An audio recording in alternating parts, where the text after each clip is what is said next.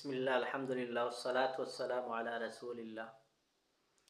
আজকের বিষয় হইল কথা বলার শিষ্টাচার। কথা বলার শিষ্টাচার এমন একটা বিষয়, কেউ যদি কথা বলার শিষ্টাচার ভালো করে বুঝে জেনে যদি আমল করে, তাহলে তা তার জন্যই অবশ্যই ইনশাআল্লাহ কল্যাণকর হবে। কথা বলার শিষ্টাচার 17টা পর্বে আলোচনা করব।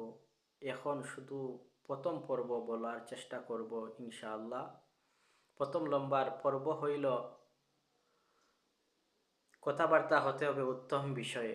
যদি উত্তম বিষয়ে কথাবার্তা হয়, তাহলে এটার কারণে আল্লাহ তাআলা আপনাকে আমাকে পুরস্কার দান করবেন।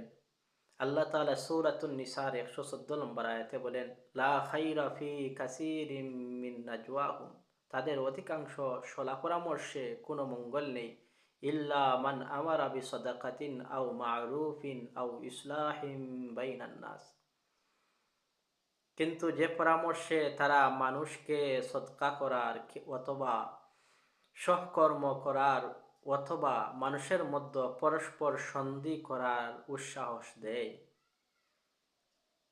সেটা ব্যতীত ওমাই ইয়াফআল যালিকা ইবতিগা মারদাতিল্লাহি ফাসাউফা নু'তিহি আজরান আযীমা, যে ব্যক্তি আল্লাহ তাআলা সন্তুষ্টি লাভের উদ্দেশ্যে সেটা করবে, সত্তর আমরা তাকে মহা পুরস্কার দান করব। আল্লাহ তাআলা বলেন, সত্তর আমরা তাকে মহা পুরস্কার দান করব। আল্লাহ তাআলা আমাদেরকে উত্তম উত্তম বিষয়ে কথাবার্তা বলার তৌফিক দান করেন। আমিন ইয়া রাব্বাল আলামিন।